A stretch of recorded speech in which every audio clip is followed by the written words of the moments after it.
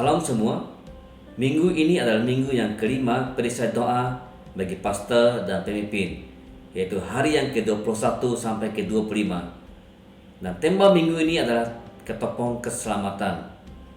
Ketopong itu adalah bermaksud topi perlindungan atau topi keselamatan.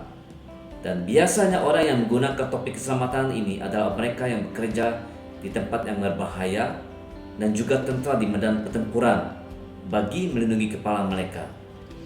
Kepala adalah bagian yang sangat terpenting sekali yang Tuhan ciptakan untuk manusia dari bagian yang lain. Karena di kepala manusia adalah satu organ yang terpenting sekali, yaitu otak. Otak kita adalah yang menentukan segalanya dan mengawal tubuh badan manusia. Arti kata lain, otak kita adalah sebagai pusat pentadbiran, dan otak adalah hadiah yang terbesar sekali yang Tuhan berikan kepada manusia.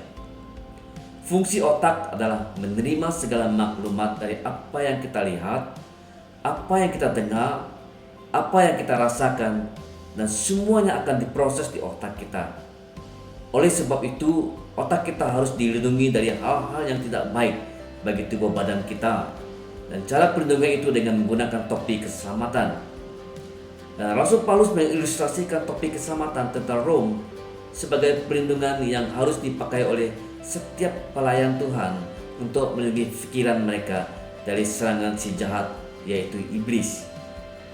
Ada beberapa perkara yang saya mau kongsikan bagaimana setiap kita boleh memakai ketopong keselamatan secara rohani.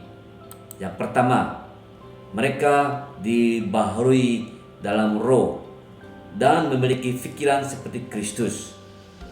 1 Korintus 2 ayat 14 sampai ke 16 mengatakan, tetapi manusia dunawi tidak menerima apa yang berasal dari roh Allah, karena hal itu baginya adalah suatu kebodohan dan ia dapat memahaminya, sebab hal itu hanya dapat dinilai secara rohani. Tapi manusia rohani menilai segala sesuatu, tetapi ia sendiri tidak dinilai oleh orang lain. Sebab siapakah yang mengetahui pikiran Tuhan sehingga dapat menasihati dia? Tetapi kami memiliki pikiran Kristus. Itu yang dinyatakan dalam 1 Korintus bab yang kedua ayat 14 sampai ke 16. Dan yang kedua, dapat mengawal pemikiran mereka dan taat kepada Kristus. 2 Korintus bab yang ke-10 ayat yang ke-5, kami mematahkan setiap siasat orang dan merubuhkan setiap kubu yang dibangunkan oleh keangkuhan manusia untuk menentang pengenalan akan Allah.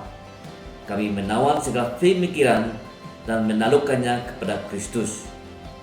Dan yang ketiga, mereka harus melihat dan memikirkan daripada perspektif yang baik. Filipi 4 ayat 8, jadi akhirnya saudara-saudara, semua yang benar, semua yang mulia, semua yang adil, semua yang suci, semua yang manis, semua yang sedap didengar, semua yang disebut kebajikan dan patut dipuji, fikirkanlah semua itu. Dan yang keempat, meletakkan hati mereka untuk perkara di atas. Kolose 3 ayat 1 sampai 2.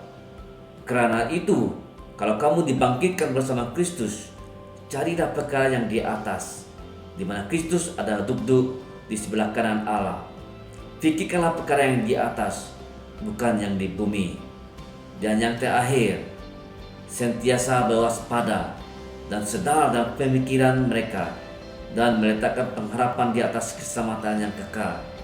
1 Petrus bab yang pertama ayat 13, sebab itu siapakah akal budimu, waspadalah dan letakkanlah pengharapanmu seluruhnya atas kasih karunia yang dianugerahkan kepadamu pada waktu pernyataan Yesus Kristus. Jadi semua jemaat Tuhan, gereja Tuhan hari ini yang saya kasih, mari kita berdoa bersama-sama bagi para pastor dan pemimpin, supaya mereka akan senantiasa meletakkan pemikiran mereka di atas Kristus, di atas firman Tuhan, supaya inilah yang akan menjadikan semuanya ketopong keselamatan atau topi keselamatan yang akan melindungi pemikiran mereka, akan melindungi kepala mereka daripada semua perkara yang tidak baik. Terima kasih sekali lagi, Tuhan memberkati.